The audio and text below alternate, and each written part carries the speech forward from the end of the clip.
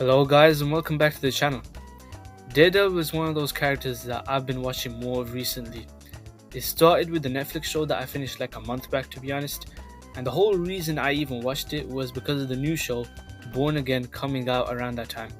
I knew who Daredevil was beforehand since he was in Spider-Man No Way Home and other Marvel TV shows, but I knew that since this had to be important, I decided to watch through everything related to this version of the character, ending off with Born Again.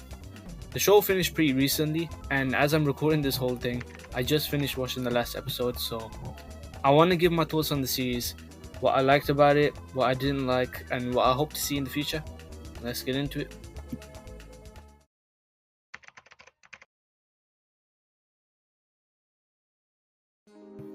Starting off, we have to talk about how it definitely feels like the series is more in line with the Netflix show, since while it does feel like it's kind of its own thing, it's at least connected in some ways.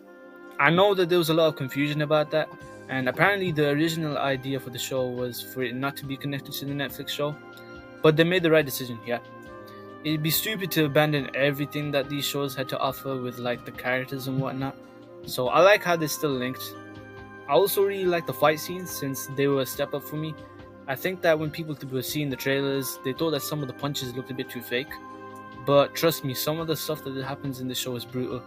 The intro to this show is brutal, so I'm happy they kept it like that. Even though I think the CGI looks kinda off sometimes, I still like the idea of making Daredevil feel a lot more agile and quick compared to what came before. As far as characters go, I really liked Hector Ayala. Spoilers for those who haven't really seen it yet, but his death just symbolizes what happens IRL to people who just get thrown into bad situations like that. And I like that Frank came back as a Punisher in this show. I read somewhere that John Bernthal didn't really want to be a part of this show because of the problems and the script and whatnot, but after it got changed, something must have been done to get his attention with the script, and his character feels the exact same from his own series way back then. It's like he never left. Also, story-wise, I like the message that it's trying to get out there with the way the world works right now. Fisk is pushing a lot of boundaries and he's changing things up. Of course that's going to affect the city in some way. I like what they set up here, and I can't wait for season 2 to come around so that we can see how this all pays off.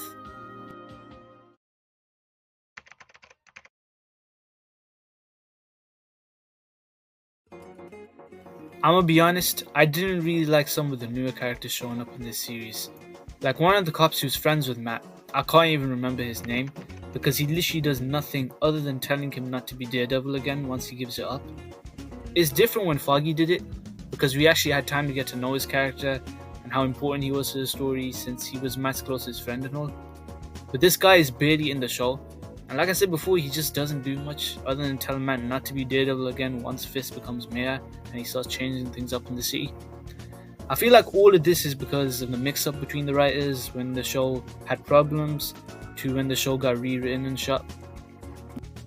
There's a line where Matt tells Heather, his new girlfriend, that his life at the new law firm with all these new people in his life, it all just feels fake to him.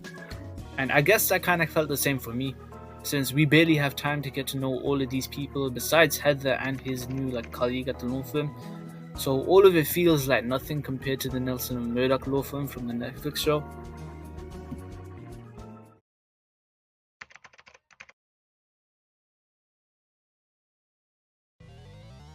In general, I enjoyed watching this show, and even though it did feel like there wasn't enough time put into some of the people in Matt's daily life compared to the other characters, I feel like whatever's coming in season 2 is just gonna change that, since the set photos already look pretty dope. That's just me though. Thank you all for watching. Please make sure to like and subscribe, as well as letting me know what your thoughts are on all of this, and I'll see you all in the next video. Peace.